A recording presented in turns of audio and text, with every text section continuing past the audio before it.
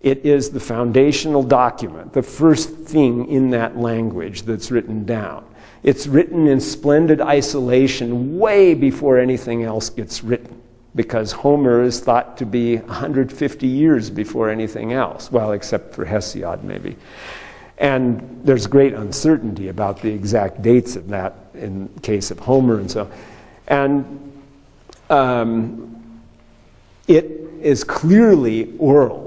When you look at all of the work of Milman, Perry, and such people that worked in the oral tradition of Greek and oral poetry, and how oral poetry differs from written and civilizational poetry, the oral aspect cannot be denied or overlooked at all. And that is an important aspect. This was delivered orally, and that has to be understood clearly.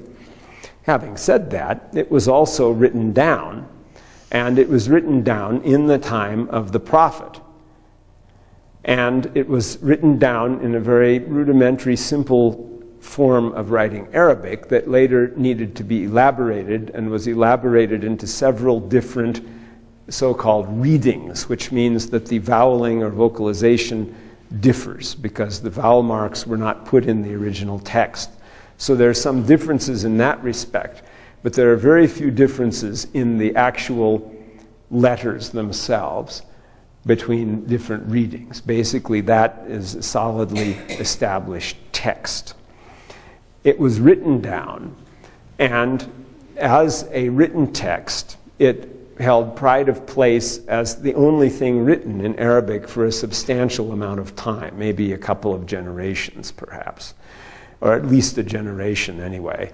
And they would write it in very large, huge tomes that would be written on parchment or papyrus and bound together in big volumes that were probably not too numerous. Of course, writing was also used for secular purposes like letters, deeds, contracts, things like that, and is evidenced by plenty of papyri from Egypt. Okay.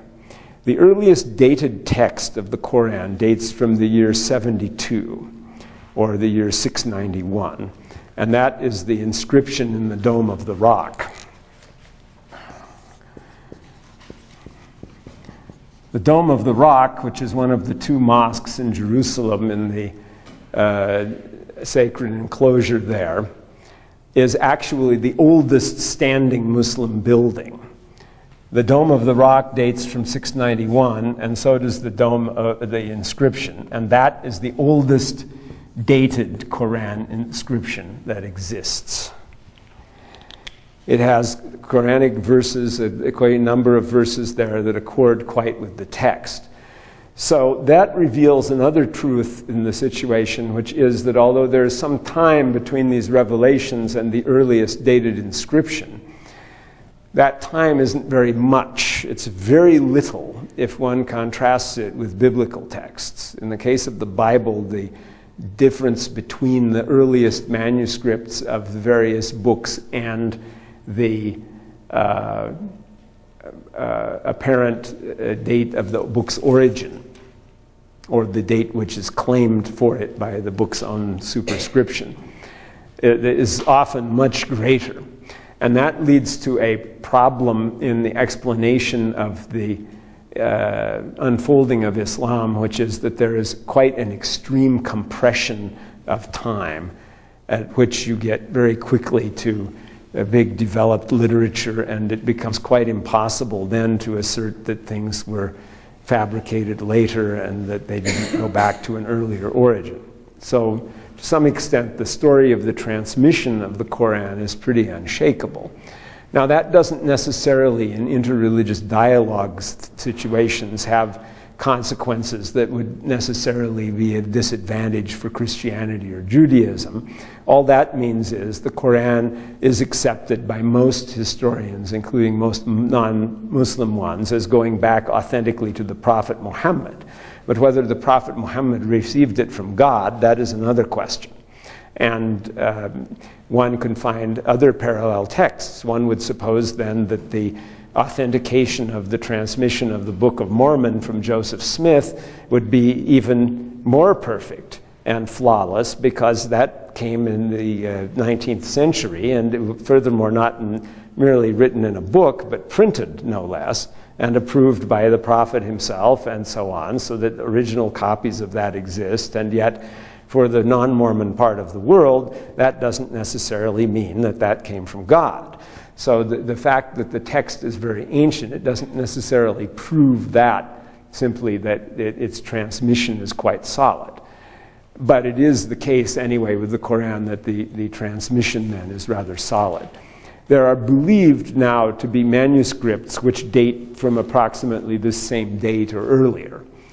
And some of those were found recently in a mosque in Yemen, and they exist in various places. And as I said, the exact dating of the manuscripts has not been established, so that there is still an acrimonious debate that rages about that particular subject, and one which unfortunately is often not informed by good information.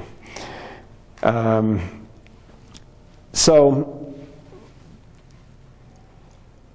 the other thing about the text of the Quran that we want to establish, and this would have something to do indeed with its compilation as well, going back to the point I was making about the text being kind of cut up by commentary and by traditions that report that the occasion of revelation of one verse and another was various.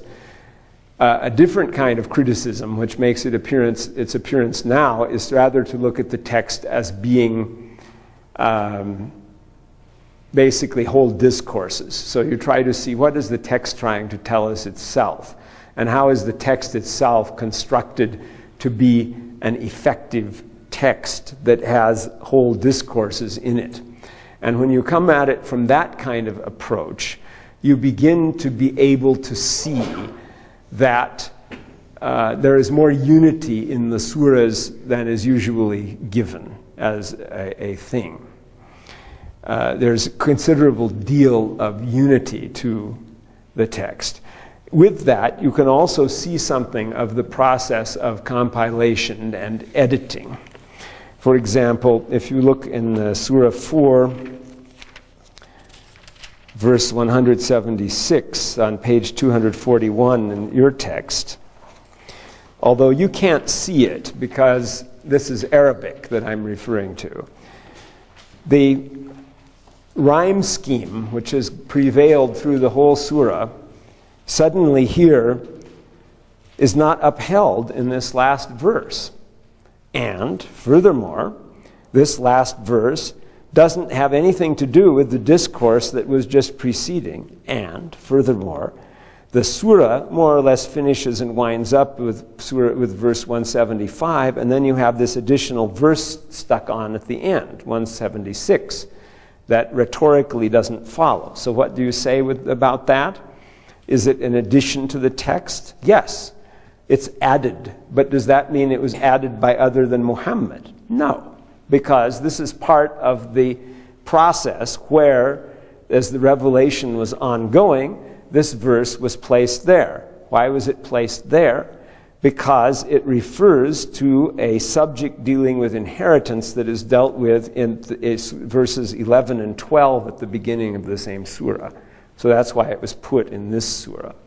Another example of that nature is found in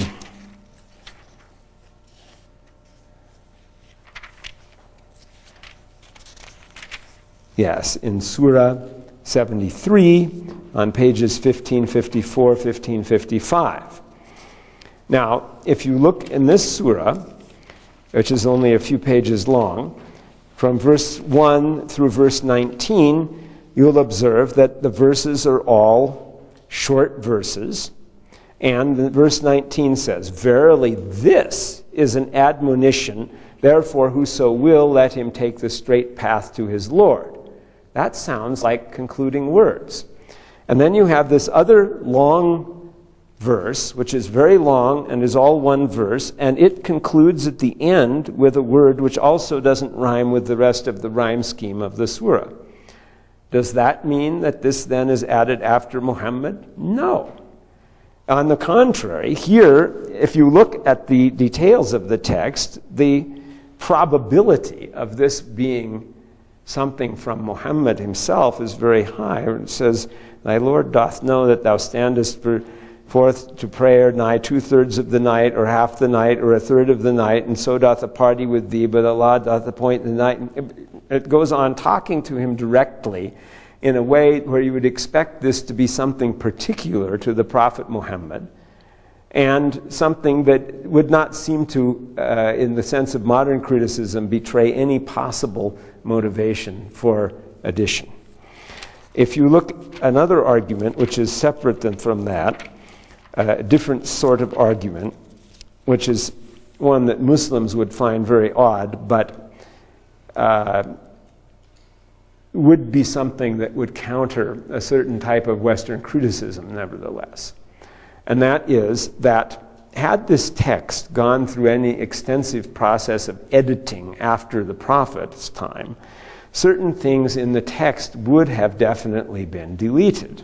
Amongst these are Surah number 66. "O Prophet, why holdest thou to be forbidden that which Allah has made lawful to thee? Thou seekest to please thy consorts." Well, let's say thy wives. You seek to please your wives, but Allah is oft forgiving, most merciful. Allah has already prescribed for you, O Muslims, method of absolution from your oaths, and Allah is your protector, and He is full of knowledge and wisdom. So the Prophet had sworn to forbid something to himself, but there is a way where absolution from the oath is prescribed. And then it goes on to say, this is page 1490 and 1491. "When the Prophet disclosed a matter in confidence to one of his wives, and she then divulged it to another, and Allah made it known to him, and he confronted her with part thereof, and he held back a part. Then when he told her thereof, she said, 'Who told thee this?' He said, 'He told me who knows and is well acquainted with all things.' If you too," and this is